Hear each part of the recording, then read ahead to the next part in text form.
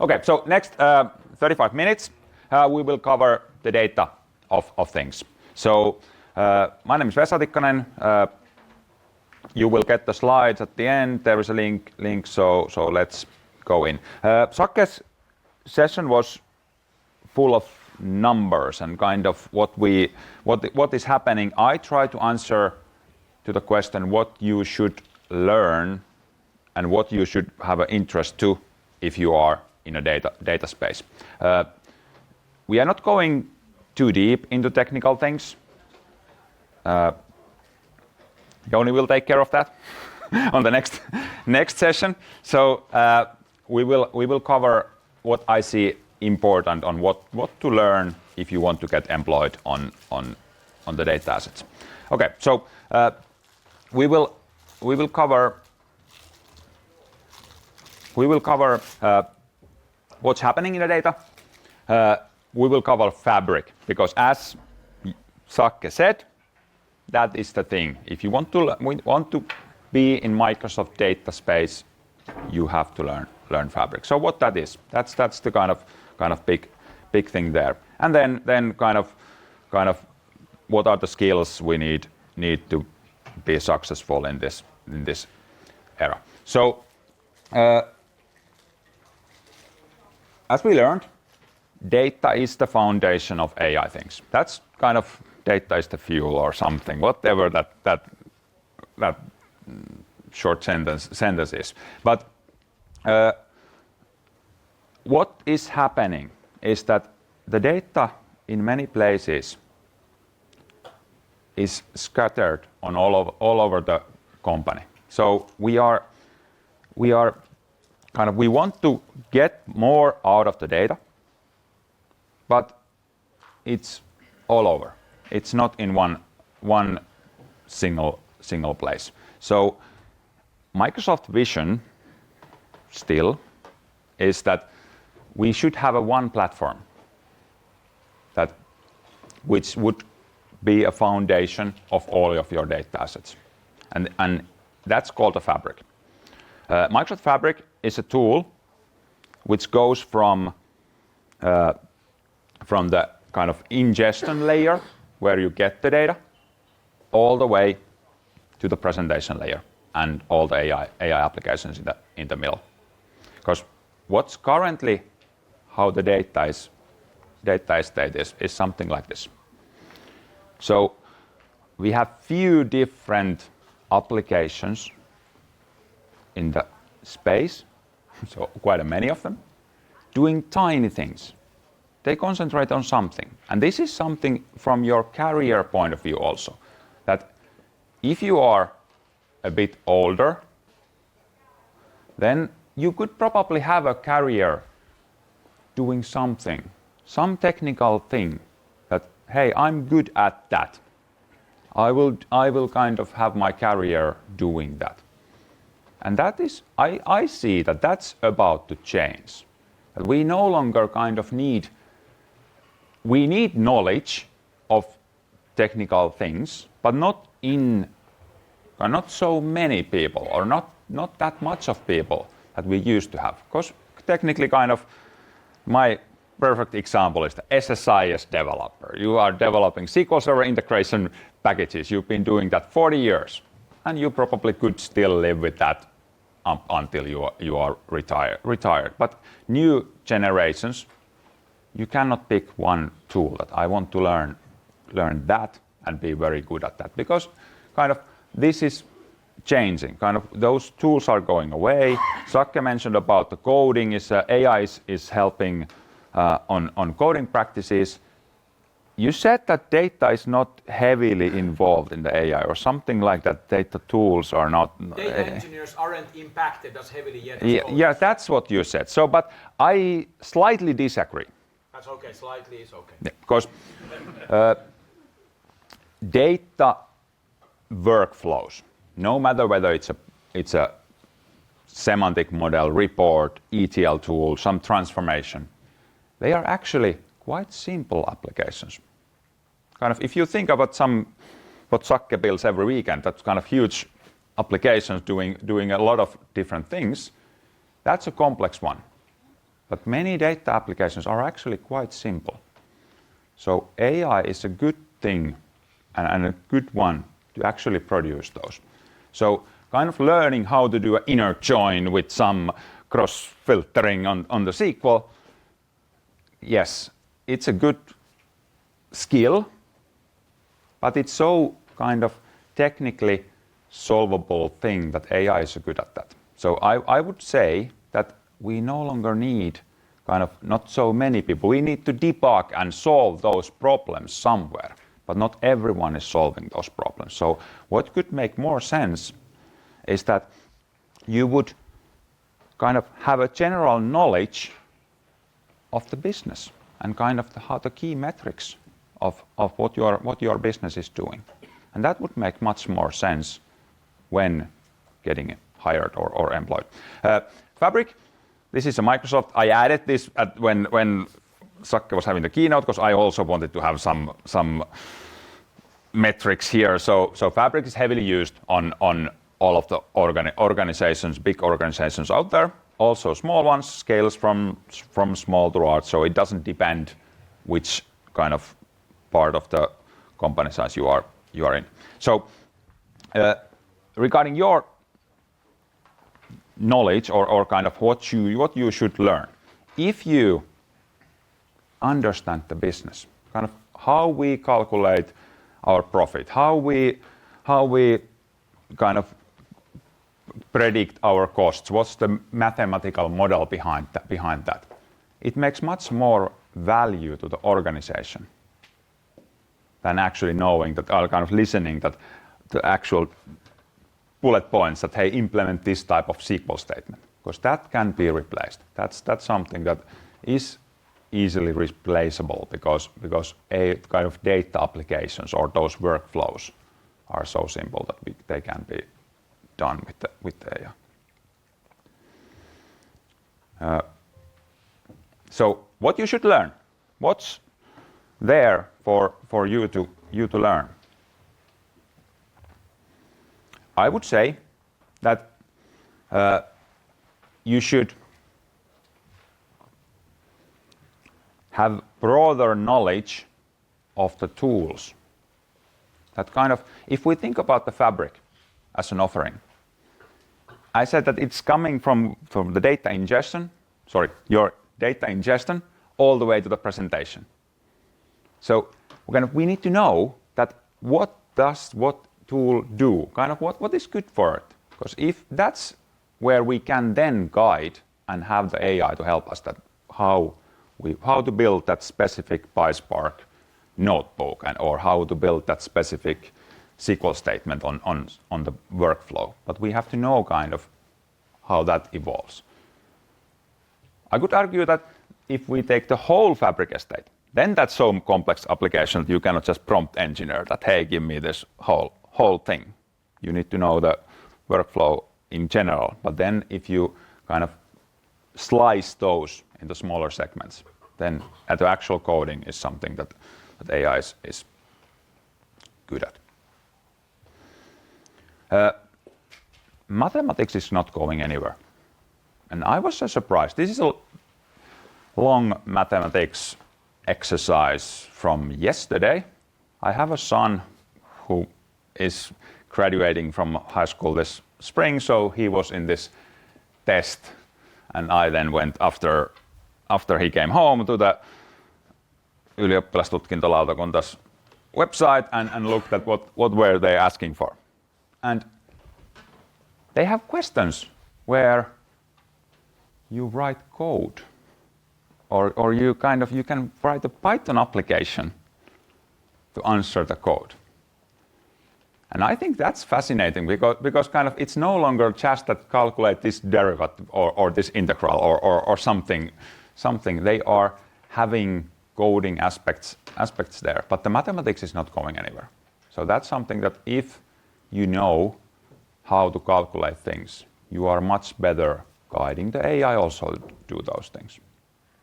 So that's something that I couldn't emphasize too much, that the mathematics is a big thing. Okay, then the Fabric. So that's a unified platform. So what does that mean? That we saw the blanket where we have like 100 or 200 different applications. It's a one application doing everything from the beginning all the way to the end. So kind of if you want to learn the whole thing. A few years ago, people were saying that you cannot learn everything in Fabric. You are like a professional of something, and then someone else takes care of the others. And I would see that this is like a point in time when this is going to change. Not probably in, I would say, could be that in US or some bigger countries. That could still happen for a while. But if you in Finland go to the data project, how many people you see in your team? You're like, oh, it's only me or 3 others or something. There are not 25 people kind of participating to the data project. So you need to know from the beginning to the end, or at least quite a wide space of the tools. So that's why kind of learning the Fabric in general and all the things there makes sense if you are in Microsoft ecosystem. Why is this kind of, if you now want to learn that, why Fabric? Why it makes sense? What are the cool things in there? It's a kind of one important aspect is the one leg. That's the storage. As Sakke said, we always need cheap storage or something like that. Yeah. That's actually a very important part of this architecture. It has capability to integrate automatically from all the various source systems into the platform. So we don't need project to include or integrate Cosmos DB or SQL managed instance or something into the one leg. It's like clickety-click, as you said. You can code that, and you will definitely code that and make it on the version control. But in kind of, it's not a project. It's something you do. When you have the data in one leg, you can share it, not only the Fabric, but all the other applications. And now when Jouni starts to speak about apps, kind of the one leg is one part of the picture, because that's the place where company data is gathered together, and we can read from there to the next layer or the applications using the data.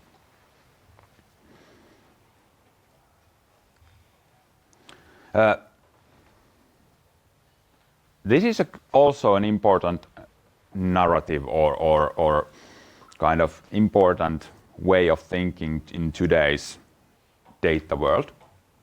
Some years ago, all the applications were silos. Kind of, if you run an Oracle database, it was an Oracle database and you needed an Oracle client to read it from. If it was a SQL server, you needed the Microsoft SQL driver to read it from and write into it. If it was a Cosmos DB, you needed the Cosmos DB client to do read and writes in there. Now, more and more, I don't know, it started from Microsoft that let's use a common data format. But now more and more other companies are also going towards that we have a common data format. Delta or Iceberg as our common data format, and then all the applications can read from there. So now when we just manage to get our data to one leg, we can read with any application from there, because we now have a common open data format for reading and writing data into there. How do we get the data in there?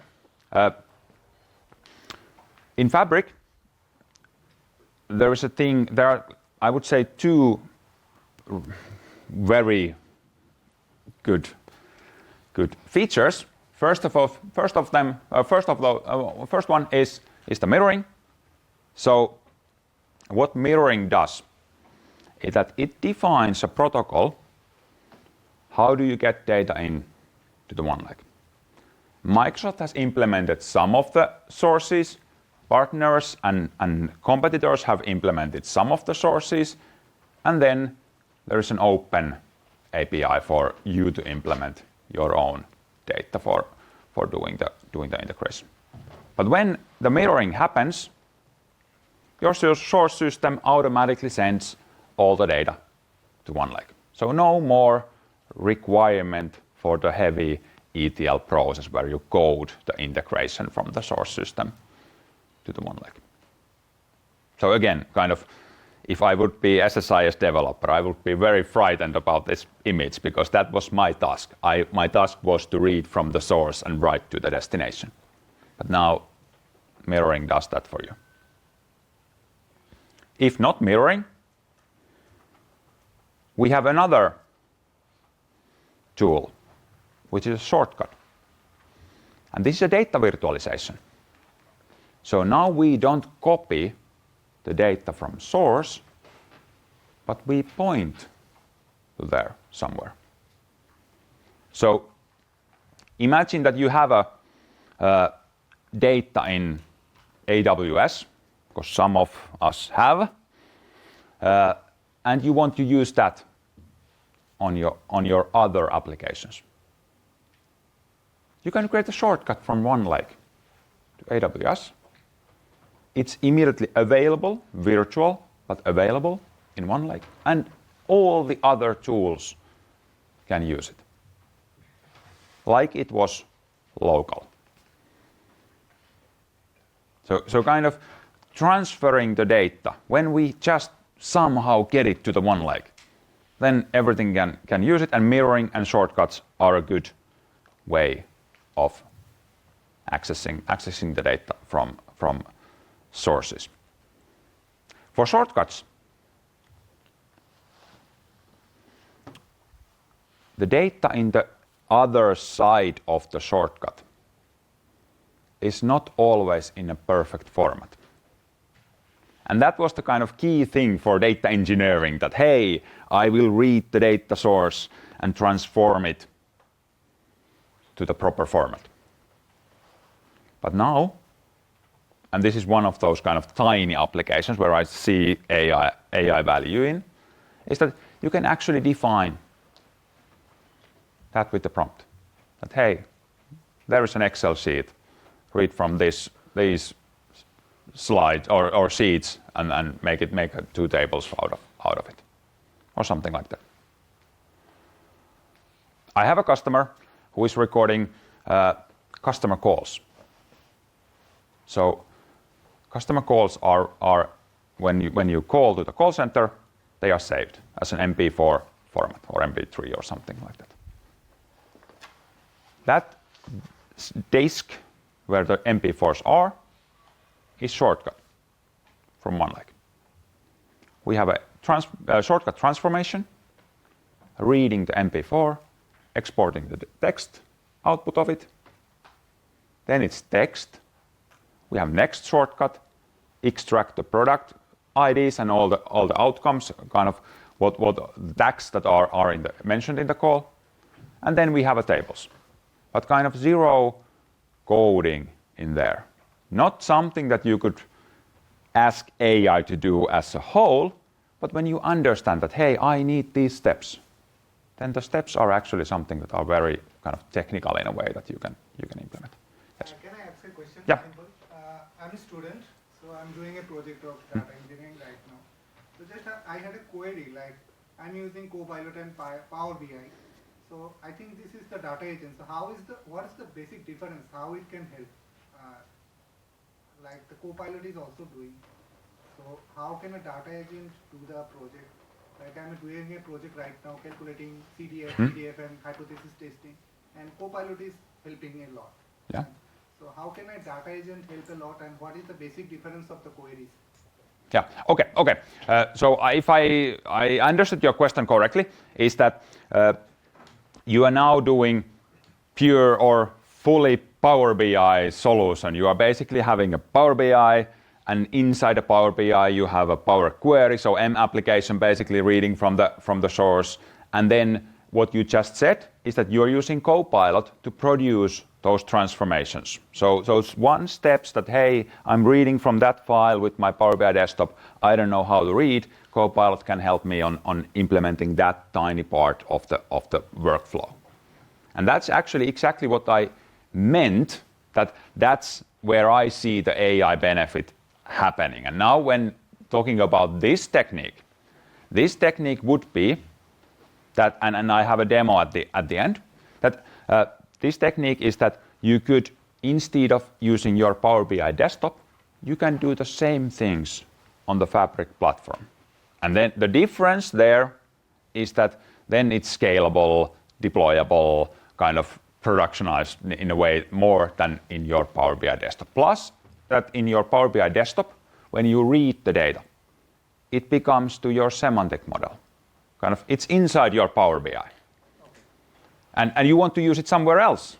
You want to hear from Jouni that how do I make apps for that data? So you need kind of to save it to the one lake that you can use other tools or applications to read the same data. So kind of Power BI is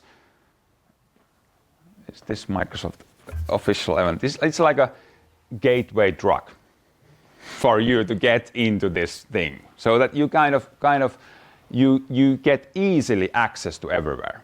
And it's exactly the same thing. All of what you have learned in the Power BI desktop, you can use in Fabric. The same tools are there, but they are scalable. They are reusable in a way that the data is being saved centrally, so that you can use whatever new tools you define and read from there. As in Power BI and Power BI desktop, you are like reading data from everywhere to one spot where you no longer can share it again. So that. Okay, so shortcut transformations. We can do, as said, a lot of AI-powered transformations where it's no longer just reading from the text file and putting that to the table. You can actually do quite a lot of different transformations for that. Then, when we have the data in one lake, we read it from various sources, we have it in one lake, then Foundry and M365 and Copilot Studio and everything can read. And now this is the kind of your Power BI desktop versus Fabric story. So, and then if we go kind of what you want to learn to be employed, I would say that it's not about knowing some SQL or SQL in join syntax or PySpark library or something that, hey, I know this thing very well. Because it's not enough. There is now a point in time when we no longer can kind of rely on the fact that we know this technology well. But rather that we have to understand how we get value for the business. How we kind of, they say that we have this type of data sources, how we connect to the data sources, how we transform that data to the format which makes sense for others to consume. And of course, in the data landscape, we have also predictive analytics. We have kind of we all create complex reports and value analysis for the business already.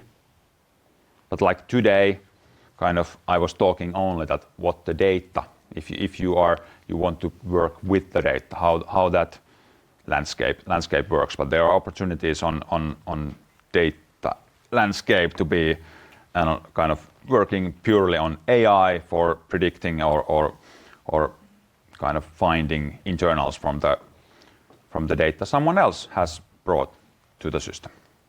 I think this is now last slide. You can get the slides from there, but I have a demo. So I still have 5 minutes ish 5 minutes-ish.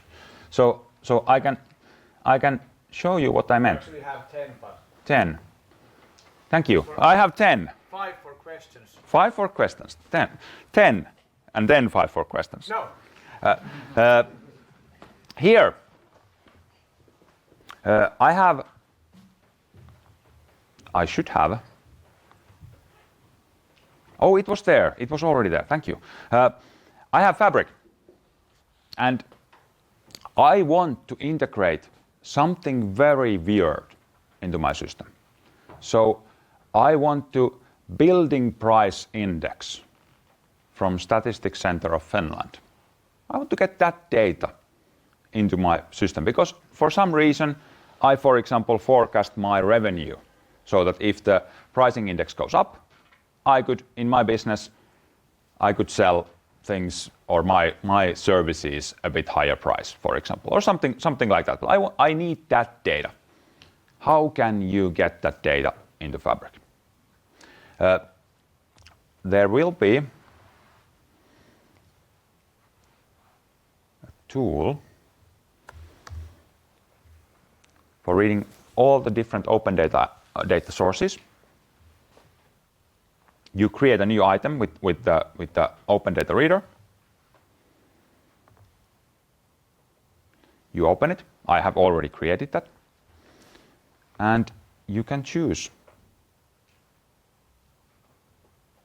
that I want to use Finland official stats as my source, and I want to use the building cost. Sorry, not building price, building cost index, of course, building cost index as my source, and I want to take all the months from the beginning of time.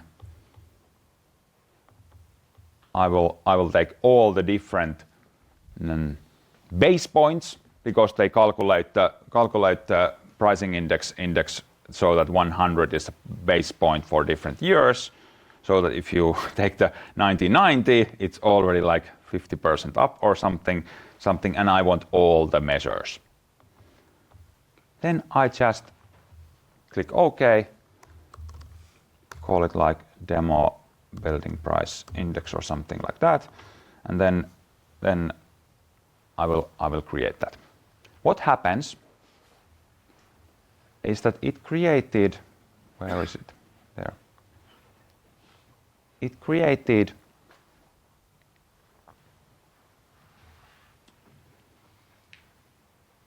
Power Query. So same thing you used in your Power BI desktop. It used the exactly same language.